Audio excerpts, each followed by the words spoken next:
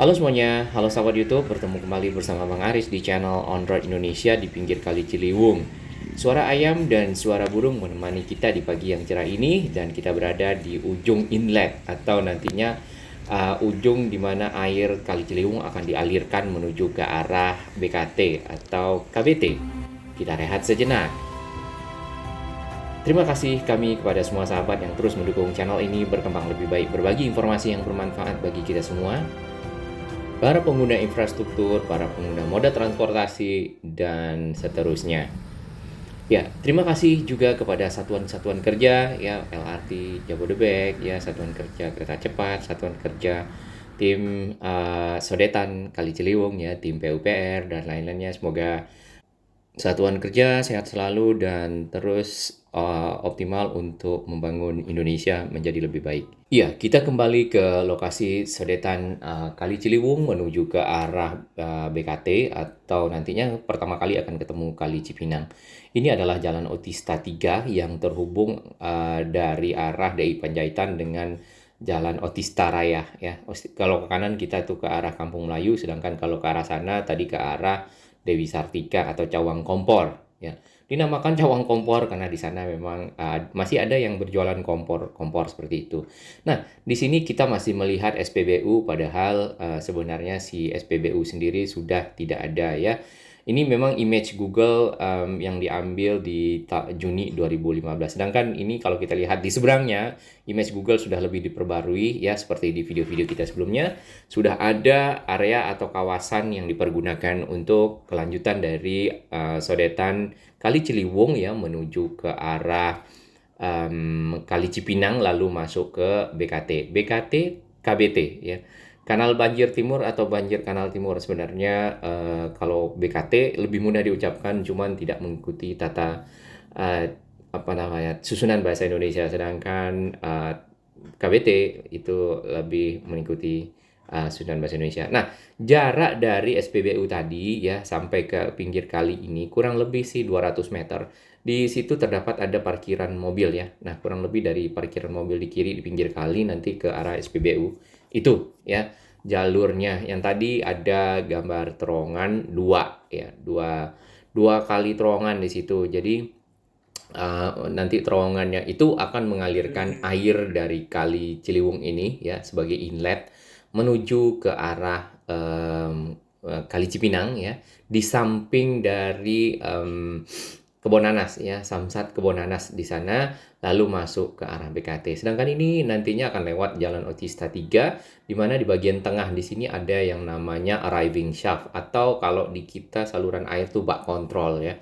Jadi si air akan mungkin akan difilter atau dicek di sana dulu untuk dilewatkan kembali ke arah sini, ya. Ini di samping Samsat lalu masuk ke Kali Cipinang sini dan mengalir ke arah BKT. Nanti kita lihat yang sekitar sini. Kurang lebih, ya, yang dari arah Kali Cipinang menuju ke pertengahan tadi Otista 3 itu sudah selesai. Sedangkan BKT sendiri atau KBT itu airnya dialirkan kemana? Ya, airnya dialirkan ke arah laut, ya, menuju ke arah Marunda. Nah, di gambar di bawah ini kurang lebih, ya, nah, terowongannya. Ini hanya image saja, tapi nantinya terowongan akan seperti ini, dan diameternya masing-masing terowongan itu kurang lebih 3 meter, ya. Nah, air yang dialirkan kalau nggak salah itu di sekitar 60 meter kubik, ya, 60 meter kubik per detik, ya. Nah, sebanyak apa kita mungkin teman-teman dari yang ahli dalam air, ya, mungkin bisa memberikan gambaran. Nah, kalau kita lihat dari seberang seperti ini, alat-alat berat sudah dikerahkan di sana, ya. Proyek ini, ya, sudah dimulai, ya, sejak dari Juli tahun 2021 dan akan berlangsung selama 2 tahun yang akan selesai di mungkin Agustus 2023, ya. Kurang lebih benar 2 tahun kita harapkan si proyek ini selesai. Sedangkan yang bagian dari Otista 3 itu sampai ke arah Kali Cipinang tadi itu sudah ada terowongan dan sudah jadi. Yang arah dari Otista 3 yang bagian arriving shaft atau bak kontrol yang nantinya akan lewat di bawah sini, ya, menuju ke arah kiri, ya, itu panjangnya kurang lebih juga 600 meter, ya, apa 500, hampir 600 meter. Nah, total panjang terowongan itu yang dua terowongan dari arah Kali Ciliwung menuju ke arah Kali Cipinang sana dan masuk ke BKT itu adalah 1,2 kilometer. Di sini nampaknya masih sepi ya karena ini masih baru selesai Lebaran. Sebenarnya untuk penanggulangan banjir Jakarta itu dilakukan di hulu dan di hilir. Ya, sedangkan untuk di bagian hulu ya, di bagian hulu dari Kali Ciliwung ini nih, yaitu dilakukan pembuatan bendungan Ciawi dan bendungan Sukamahi. Nah, progres dari bendungan Ciawi dan Sukamahi ya mungkin sahabat-sahabat semua dapat lihat di video-video kami sebelumnya di beberapa waktu lalu di sana sedang proses penyelesaian juga ya. Kita harapkan mungkin di tahun ini juga sudah selesai. Nah, bendungan tersebut adalah bendungan kering ya, bendungan kering atau dry dam. Nah, dry dam itu sifatnya adalah hanya menampung pada saat hujan lebat ya atau curahnya lagi tinggi, lalu dialirkan sedikit saja menuju ke arah Katulampa, menuju ke arah Jakarta. Nah, di seberang sana nampak para pekerja ya menanggulangi atau mengikis lumpur-lumpur ya yang ada di pinggir-pinggir itu dinding ya atau dari Kali Ciliwung ini ya. Nah, lumpur itulah yang biasanya menjadi apa ya, pekerjaan rumah bagi masyarakat yang ada di Kampung Pulo waktu itu sebelum apa namanya ada tanggul ya. Jadi lumpurnya masuk sampai ke dalam. Sekarang mungkin masih ada, cuman tidak sebanyak yang sebelum ada tanggulnya di sekitar Kampung Pulo. Tanggulnya itu adalah tanggul yang sekarang dijadikan jalan inspeksi Kali Ciliwung ya di sekitar Kampung Pulo yang menghubungkan di pinggir Kampung Melayu ya di sekitar Kali Ciliwung ya di pinggir Kampung Melayu sana menuju ke Jalan Jatinegara Barat. Nah, di jalan itu sebenarnya adalah jalan motong juga buat para pengguna, cuman banyak dipergunakan untuk yang parkir ya, untuk menaruh barang dan lain-lain. Nah, kita kembali ke yang tadi ya, bendungan Ciawi dan bendungan Sukamahi itu diperkirakan dapat mengurangi banjir Jakarta sekitar kurang lebih 30% ya, kalau tidak salah dari informasi yang ada di PUPR ya. Kemudian yang Sodetan Ciliwung itu kalau misalnya banjir sangat besar itu bisa mengurangi banjir sangat besar itu kurang lebih 500-an sampai 600-an meter kubik ya yang lewat dan itu dialirkan sekitar 60 meter kubik ya paling enggak 10%-nya. Jadi kurang lebih bisa 40% berkurang ditambah lagi dengan mungkin normalisasi ya. Beberapa waktu lalu sudah dilakukan juga normalisasi di sekitar sini ya. Lalu mungkin nanti naturalisasi atau bagaimana juga bisa ya. Ini ada di bagian sini nih masih ada endapan-endapan ya, endapan sedimentasi sehingga menjadi tempat tumbuhnya pohon-pohon ya di sana seperti itu. Nah, ini lumpurnya kalau kita lihat ya. Lumpurnya apabila ini si airnya lagi tinggi ya dan itu membawa lumpur dan tanah yang ada di dalam air sehingga ya meninggalkan bekas-bekas seperti ini. Kalau masuk ke rumah lumayan sih pekerjaan yang harus dilakukan. Nah, di infonya WPUPR itu normalisasi Kali Ciliwung sudah dilakukan dari tahun 2013 sampai tahun 2017 ya. Kurang lebih 16 kilo dari total 33,7 kilo ya. Jadi kurang lebih setengahnya. Lalu di tahun 2021 dilanjutkan kembali normalisasi Kali Ciliwung ya sepanjang 1,2 km. Nah, di bagian hilir ya itu ada pembuatan tanggul ya di bagian di sekitar pantai. Total tanggul yang akan dikerjakan itu adalah sekitar 33,2 km dan sudah dikerjakan sekitar 13 km ya. Sedangkan yang Sodetan Kali Ciliwung normalisasi di bagian sini ya atau mungkin nanti naturalisasi ini adalah pekerjaan yang dilakukan untuk bagian tengah ya mungkin ya.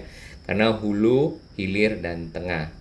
Nah, dengan adanya bendungan Sukamahi dan Ciawi tentunya kerja dari bendungan Katulampa tidak lagi berat ya. Karena biasanya itu menampung air yang sangat besar yang dari atas. Nah, sedang saat ini nantinya akan ditampung oleh si bendungan Sukamahi dan bendungan Ciawi. Kedua bendungan tersebut ya tidak menampung air terus-menerus, jadi akan tetap dialirkan sebagaimana debit air normal menuju ke arah bawah sampai airnya kering kembali, seperti itu. Kalau misalnya bendungan Jatiluhur, ya itu akan menampung air, kemudian airnya mungkin dimanfaatkan untuk yang lain, apakah itu bisa dimanfaatkan untuk pembangkit listrik dan seterusnya.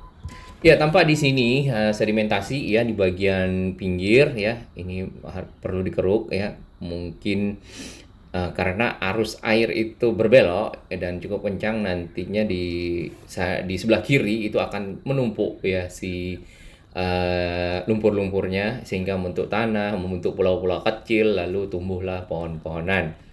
Seperti itu. Nah, itulah mungkin awal mula, makin lama makin dangkal ya. Tadinya ya trase atau jalur sodetan itu tidak ke arah belakang SPBU sini ya. Tapi tadi lewat di sekitar Jalan Sensus ya menuju ke arah belakang, di sana terdapat banyak rumah penduduk. Dan itu jaraknya agak lebih jauh dengan yang ada di sekarang di sana itu, yang ada kren juga ya. Nah, kalau yang di sekarang ini yang di ujung sana itu jaraknya kurang lebih jadi hampir 600 meter ya. Sedangkan di yang lama, trase yang lama atau jalur sodetan yang lama itu bisa lebih dari itu dan bisa mencapai hampir 700 meter ya. Nah, tentunya akan menghemat waktu dan pekerjaan juga ya. Selain itu, untuk menanggulangi banjir Jakarta ya seperti sebelumnya, itu juga dibangun Rusunawa ya, itu hanya bagian dari penanggulangan. Rusunawa Jatinegara Barat ya, 2 tower yang mempunyai jumlah unit 520 untuk para keluarga yang dipindahkan dari pinggir kampung pulau sehingga bisa dibuat tanggul waktu itu di tahun 2015 ya kalau tidak salah, di zamannya Pak Basuki Cahayapurnama. Ya, semoga yang begitu-begitu bisa lanjut ya sehingga warga-warga yang di pinggir kali ya bisa dipindah, mungkin bikin kampung susun atau bagaimana, dan kalinya bisa lebih bersih. Nah, seperti ini nih, ini Kali Cipinang ya. Yang nantinya aliran dari sodetan akan lewat di sini. Juga ada sedimentasi di sana ya. Sedangkan ini ada pasir atau tanah nih masuk, atau bebatuan yang masuk ke dalam aliran kali. Nah, kita belum mengetahui ini untuk apa. Nah, nanti si kalinya ini akan mengalir nih. Ini kita sudah sampai di sekitar BKT. Ini pertemuan kali ini dengan kali BKT. Airnya sama lah ya, coklat seperti itu. Kemudian nanti akan menyeberang ke arah belakang kita, menuju ke arah Duren Sawit, menuju ke arah Pondok Kopi ya, lalu ke arah Marunda. Nah, yang ini lama-lama nanti kalau tidak ditanggulangi bisa masuk ke dalam ya, menjadi lebih dangkal ya, atau memang dipergunakan untuk konstruksi berikutnya, kita juga belum tahu. Arah sana itu arah ke Bonanas ya, Samsat ya. Dan ini adalah BKT-nya sendiri. BKT walaupun dalam keadaan hujan selebat apapun itu kita belum lihat airnya sangat tinggi ya, tapi baru ya rata-rata rendah, sangat rendah sampai ke rendah. Nah, ini di sekitar Kebon Nanas ya, kita tidak bisa lihat di dalamnya lebih detail, hanya saja pekerjaannya sudah ada di bagian sana ya, di pagari seng juga tentunya untuk keamanan pekerjaan kelanjutan dari sodetan ya. Airnya mengalir ke belakang sana lalu menuju ke arah kali yang tadi yang kita berdiri barusan ya, di sini. Yang ini adalah tol Becakayu ya. Jadi si sodetan itu lewat di bawah tol Becakayu yang sedang dikerjakan bagian Pasar Gembrongnya menuju ke arah nantinya Kalimalang di sana, dan ini belum dioperasikan ya. Mudah-mudahan di Juni ini sudah dioperasikan dengan selesainya lingkar akses di Pasar Gembrong, kemudian juga nanti dibukanya akses dari flyover Jatinegara dan dari arah dalam tol dalam kota yang dari arah utara. Nah, ini kita berada di atas jembatan penyeberangan orang atau JPO ya. Dari arah kanan kita itu Jalan Otista 3 ya. Lalu ke kiri ke Kebon Nanas. Di bagian sini ini kita di bawah tol Becakayu yang sudah beroperasi dari arah Sadatu Halim ya. Dan di sebelah kanan ini tol Becakayunya turun di Kampung Melayu, sedangkan pecahannya ini tersambung dengan tol dalam kota menuju ke arah utara, menuju ke arah Pramuka, Rawamangun, dan seterusnya. Tentunya tarifnya yang ini masih 14.000 ya. Nah, kalau tarifnya 10.000 ini cakep banget nih mungkin ya. Oh ya, by the way, untuk sodetan yang dari arah kiri kita, Kebon Nanas ya, menuju ke arah tadi pertengahan Otista yang ada bak kontrolnya, itu sudah dilakukan di tahun 2015 sampai 2017. Dan itu sudah selesai dan panjangnya kurang lebih 550 meter. Sisanya itulah yang dilakukan sekarang karena waktu itu masih ada proses pembebasan lahan ya, kemudian juga ada peralihan trase sehingga baru di tahun 2021 dilanjutkan kembali sampai dengan tahun 2023. Ya, kita harapkan prosesnya bisa lancar ya dalam hal ini sehingga nanti masyarakat Jakarta yang bagian Kampung Pulo ya, bagian Bidara Cina di sana pinggiran-pinggiran Kali Ciliwung ya, itu tidak lagi sangat terdampak dari banjir. Mungkin kalau berkurang 40% ya mungkin agak lumayan ya, bisa aja mungkin ada banjir sedikit atau bagaimana, tapi tidak seperti yang sebelum-sebelumnya. Lalu yang bagian lagi itu bagian Manggarai ya, bagian penduduk-penduduk atau warga yang ada di sekitar Manggarai. Juga proyek-proyek kampung susun atau rumah susun, rusunawa, rusun yang disewakan, rusunawa. Kalau rusunami, rusun yang menjadi hak milik ya, atau kampung susun bisa diperbanyak dan dapat dipindahkan warga-warga yang ada di sana di lokasi ya, sehingga kalinya bebas dari hambatan-hambatan, jadi airnya dapat mengalir menuju ke arah muara sungai yang ada di pinggir laut dengan lancar seperti itu. Sedangkan Kali Ciliwung sendiri itu dari zaman Belanda memang ada banjir ya, dan mereka membuat banjir kanal barat ya waktu itu. Kanal banjir barat, yaitu yang pecahan dari Manggarai itu lalu ke arah mana menuju Pejompongan ya, Karet, dan mungkin lewat di belakangnya Tanah Abang terus ke arah Jakarta Barat sana. Sedangkan yang banjir Kanal Timur ini baru ya, dan ini juga harusnya sangat bisa membantu masyarakat Jakarta untuk bebas dari banjir ya, termasuk warga Bekasi ya, warga Bekasi yang ada di bagian sana itu mungkin dapat mengalirkan juga airnya masuk ke dalam si KBT, tapi kita nggak tahu proses administrasinya. Namun paling tidak membantulah masyarakat untuk lebih bebas dari banjir ya. Baik, terima kasih sahabat semua dukungannya dan salam sehat.